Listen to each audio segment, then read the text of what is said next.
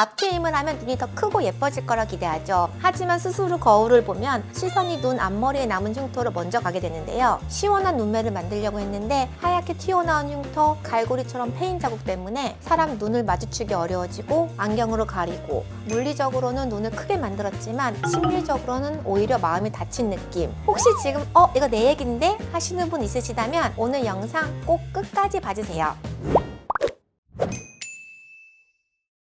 앞트임 흉터로 오신 환자분들이 진료실에서 가장 많이 그리고 가장 간절하게 하시는 질문이 있습니다. 원장님, 이거 다시 째서 재수술해야 하나요? 아니면 레이저로 해결할 수 있나요? 흉터 치료 전문가로서 저는 앞트임 흉터 재수술은 되도록 권하지 않습니다. 왜냐하면 앞트임 부위는 이미 한 번 절개된 부위라서 여유 피부는 부족하고 조직은 엉켜있고 피부는 얇은데 장력은 아주 높은 부위거든요. 이런 상태에서 다시 억지로 꿰매면 어떤 일이 생길까요? 자칫 잘못하면 눈 앞머리가 꽉 막혀서 눈이 너무 작아지는 소위 맹꽁이 눈이 될 수도 있고, 흉터를 없애려다 더 넓고 도드라진 흉터가 생기는 경우도 아주 많습니다. 그래서 많은 병원에서 이렇게 말합니다. 이런 흉터는 어쩔 수 없어요. 그냥 사세요. 흉터는 시간이 지나면 점점 나아지니까 2, 3년 이상 기다려보세요. 하지만 저는 분명히 말씀드립니다. 그냥 참고 사는 게 절대 정답은 아닙니다. 위험한 재수술 없이도 다시 칼을 대지 않고도 흉터는 충분히 좋아질 수 있습니다. 해결책을 알기 위해선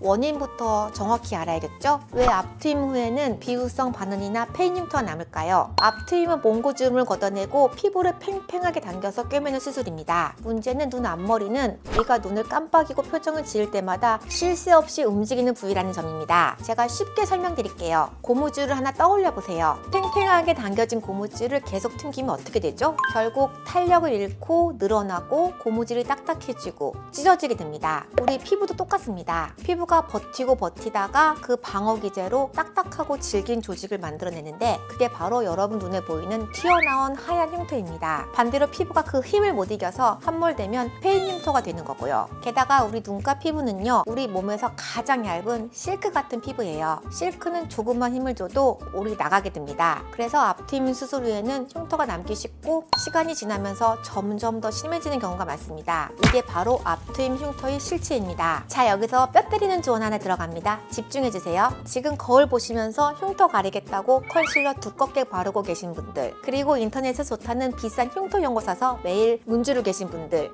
죄송하지만 지금 당장 그 손 멈추셔야 합니다. 왜냐하면 첫째, 화장은 답이 아닙니다. 컨실러는 흉터 굴곡 사이에 끼면서 오히려 그 질감을 더 부각시킵니다. 특히 하얀 흉터는 주변 피부와 빛 반사율이 달라서 화장으로 절대 가려지지 않습니다. 둘째로, 절대로 아무 레이저나 받으시면 안 됩니다. 앞서 말씀드렸죠? 눈가는 실크 같은 피부라고요. 그런데 여기에 두꺼운 피부에 사용하는 강한 흉터 레이저를 무턱대고 쏘면 어떻게 될까요? 화상을 입거나 심각한 색소 침착이 와서 하얀 흉터 주변에 갈색 색소까지 얻어가는 최악의 상황이 옵니다. 제발 내 소중한 피부를 실험 대상으로 삼지 마세요. 그럼 도대체 어떻게 치료해야 할까요? 흉터 치료는 땅을 파고 메우는 공사판 작업이 아닙니다. 원래 피부의 결을 되살리는 미술 복원 작업이어야 합니다. 그래서 저희는 섬세하게 단계적으로 그리고 정확하게 접근하고 있습니다. 저희 치료의 핵심은 3가지인데요. 첫 번째 단계는 단단하게 굳고 튀어나온 흉터 조직을 먼저 풀어주는 것입니다. 아주 미세한 바늘을 이용해 이산화탄소 가스를 흉터 조직 안으로 주입해서 딱딱하게 엉긴 조직을 하나하나 끊어주고 정교한 빔 컨트롤이 가능한 최신 울트라펄스 알파 레이저로 작은 숨구멍을 촘촘하게 만들어줍니다. 꽉 뭉쳐있던 질긴 고무줄을 하나하나 끊어주듯이 흉터 조직을 부드럽게 이완시켜서 피부가 다시 편안해질 수 있도록 만드는 과정입니다. 두 번째, 자가 콜라겐 재생 유도입니다. 패인 흉터 공간에는 단순한 필러가 아니라 PDRN 등